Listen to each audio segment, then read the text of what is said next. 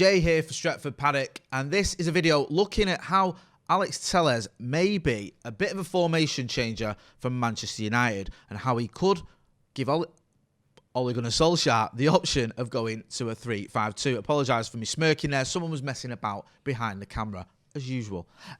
So why does Alex Telles make such a difference? Well, we know he's a left-back who is more in the wing-back role. He's a left-back that likes to get forward, a left wing-back in every sense of the word. His goal-scoring record is pretty phenomenal. He scored 13 goals in all competitions last season and already has 2 goals in 3 games this time round as well. So he's certainly an attacking fullback. Now, if you are going to play him as a wing-back, that means you're going to have to switch up your formation slightly. And this is why I feel Ole Gunnar Solskjaer may be looking at a 3-5-2. Now, not just because of Alex Telles, but that could benefit other players as well.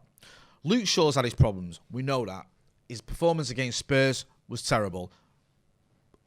Unlike everyone else on the pitch, to be honest with you, in a red shirt. The entire team was bad, but Luke Shaw almost stood out. Now, Luke Shaw has been part of a back three and has played pretty well when he's played there. So maybe Ole Gunnar Solskjaer could go back to a back three with 2 wing-backs. So a 3-5-2. Harry Maguire played in the back three for England. Now, I know international football is completely different from the Premier League, but that's where Harry Maguire really shone. So maybe he'd be better suited to be part of a back three, because let's face facts, Harry Maguire's performances so far this season have been pretty poor. They haven't been up to standard. They've certainly not been at a level you'd expect from an £80 million defender or a Manchester United captain. So maybe a back three of Shaw, Maguire, and one of Lindelof or Bailly could be a better option for Manchester United. Then as your wing backs, you have Telles and Aaron Wan-Bissaka. We know there's question marks on Aaron Wan-Bissaka going forward, but it's certainly not too soon, or certainly too soon, sorry, to say he ain't up to the job as a wing-back. I think it may be time to give him a chance there, see what he can do going forward as a wing-back rather than as a right-back, and if he can do the sort of the crossing and the passing that we need to see in the business end of the pitch, because at the moment, he's very much a defensive fullback. We know that, but that's almost been drilled into him. He was at Crystal Palace where that was his role. Now, we know when he was younger, he used to play as a winger. He used to get forward quite a lot for Crystal Palace's under-16s or whatever it was. Now, that doesn't mean you're good enough to be a wing-back in the Premier League, but we've seen glimpses. We have seen it from Aaron Wan-Bissaka getting forward. If you remember the back end of last season, we saw it against Sheffield United, for example. We've seen him, we saw his cross for Anthony Martial when he got his head on it against Chelsea. So there is potential there, but we haven't seen the best of it. Maybe if he was given a wing-back role and he knew that was his role, we could see him performing at a more consistent level going forward, because so far it hasn't been good enough. So a 3-5-2 could be the option there. Now, when you look at it, you think, okay, Luke Shaw's played well in the back three. Harry Maguire's played well in the back three. Victor Lindelof can do a job in the back three. Alex Telles is obviously tailor-made for a left wing-back.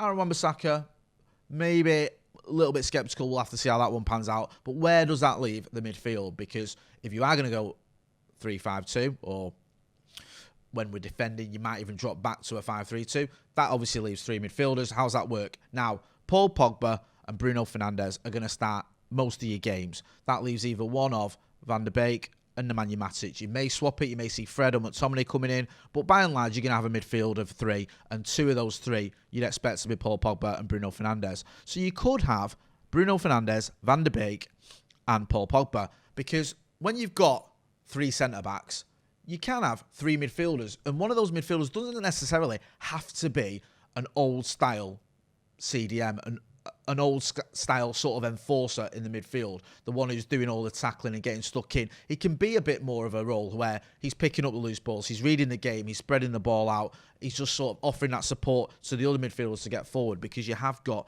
those 3 centre-backs as well. And one of those centre-backs, when you're bringing the ball out, can bring it out a little bit as well, and you have those 3 midfielders in front of you. So there's options there where 3-5-2 doesn't completely upset the balance of the midfield or the team, and it gives you the advantage of you've got that extra man as your centre-back, and you're enabled to have a midfield where one of those midfielders isn't an enforcer type, isn't a tackling type, because you've got the 3 centre-backs behind you. So that could be an option for Ole Gunnar Solskjaer, but that leaves the one big question. Who are your front 2? We know we've now got Edinson Cavani. We know we've got Marcus Rashford, Anthony Martial, and Mason Greenwood. That's 4 potential centre-forwards. There's only 2 spaces going. rotation, rotation, rotation. The games are coming thick and fast. You've got Champions League, you've got cup competitions, and you've got the Premier League, of course. And we've seen how tired our players have looked, how off the pace some of our attackers have looked.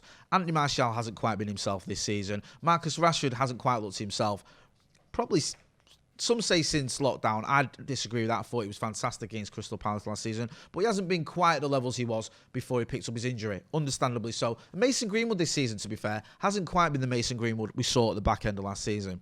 So if you were to rotate, if you were to go with two up top, and you were to have, say, Cavani and Greenwood, or Rashford and Martial, or Cavani and Rashford, or Greenwood and Cavani, however you did it, you could rotate, keep the players fresh, keep those strikers fresh, and obviously still have two fantastic attackers in your team. Doesn't matter what that combination is, whether it's Marcus Rashford, whether it's Edinson Cavani, whether it's Mason Greenwood, whether it's Anthony Martial, all those players are superb and capable of getting you 20 plus goals a season. So I think Ole Gunnar Solskjaer, if he did decide to go 3-5-2, would be able to do that with two decent strikers on the pitch. We are lucky at Manchester United. We might not feel it at times. I mean, there's lots of reasons we aren't that lucky, especially when it comes to our owners. But in terms of our attackers, we've got some of the most exciting attackers in world football. Now, you can argue that Mason Greenwood is probably a couple of years at least off when we're going to see him at his best or getting towards his best. He's only a youngster still. People forget that because of the start he's had, but he's still only a teenager. Even Marcus Rashford's still young. He's only 22. He's got some levels to go.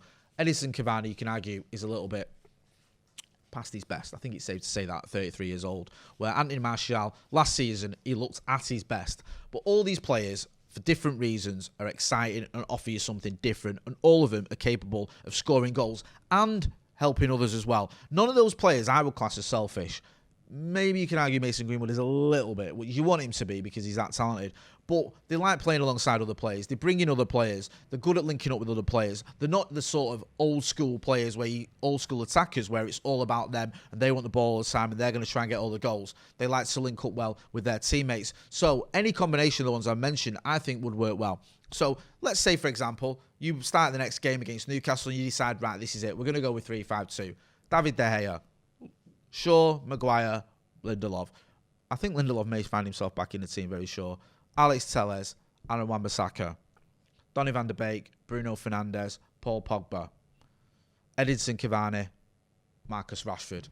Is that a bad lineup to be facing Newcastle with? I think that's a pretty good lineup, to be honest with you. I think you've got defensive stability, you've got attacking options, and you've got a midfield that could dominate the centre of the park.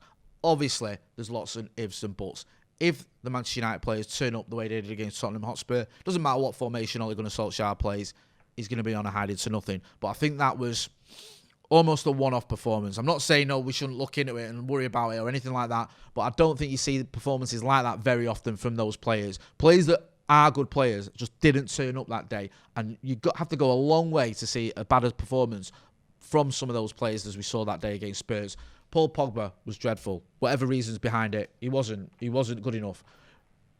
That's probably the worst performance or one of the worst performances I've ever seen by him. He's still recovering from COVID. I understand that. He probably shouldn't have been playing, but he wasn't good enough. Eric Bailly had a stinker. Harry Maguire had a stinker. Luke Shaw had a stinker. Those players have all played much, much better and often play much, much better for Manchester United. Bruno Fernandes, who was pulled off at half-time, even he's been not quite up to his usual standards of late, but that, even by his standards, or even by his late standards, wasn't good enough and wasn't what we'd expect from Bruno Fernandes. So I don't think you're going to see that sort of performance from those players again. Marcus Rashford didn't really get hold of the ball as much, didn't really look in the game at all. I mean, you could say, well, he wasn't getting much help from those around him or the midfielder wasn't helping him or whatever, but he has to take some responsibility and it wasn't good enough. Even Mason Greenwood, I thought he was probably one of our least worst players, if I can say that, because I don't want to say better players. He's gonna have much better against Manchester United. He's had much better against Manchester United. So whilst we can look at that Spurs game and go, he needs dropping. If you were to drop everyone that played in that Spurs game based on their performances, we wouldn't have enough players to put a team out against Newcastle. So you have to wonder whether Alex Telles coming in, a player who likes to get forward, creates chances, creates goals. I think it was 8 assists and 11 goals in the Portuguese top division last season.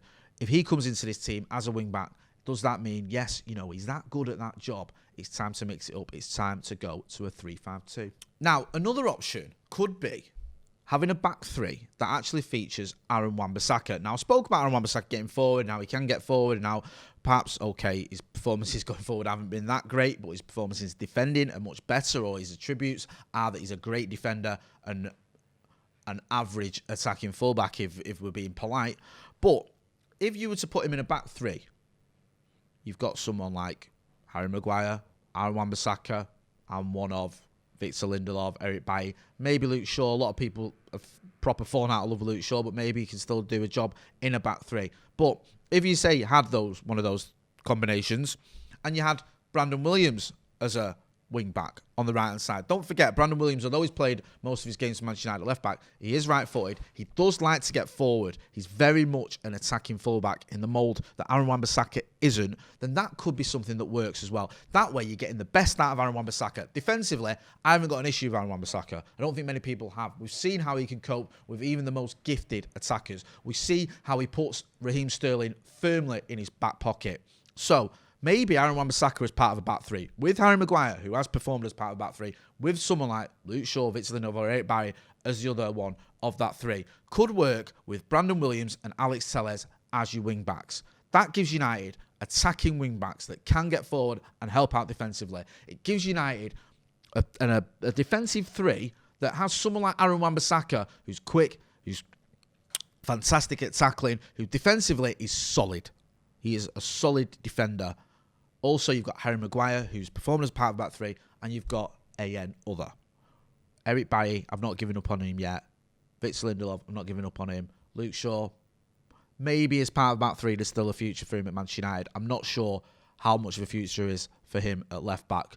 But with those three, or one of those three options, then Manchester United could start getting the best out of not just Alex Telles, but also perhaps Aaron Wan-Bissaka. So a 3-5-2 with Wan-Bissaka in the back three, Brandon Williams as your right wing back could work. Guys, get involved in the comments. Let me know what you think. How should Manchester United line up with Alex Telles in the team? Do we need to swap formations and go to 3-5-2? Do we need to stick to 4-3-3? Does it need to be 4-2-3-1? How do Manchester United go into the game against Newcastle? Don't forget as well to hit like, share and subscribe. I've been Jay Motty. This has been Stretford Paddock. Thanks for watching.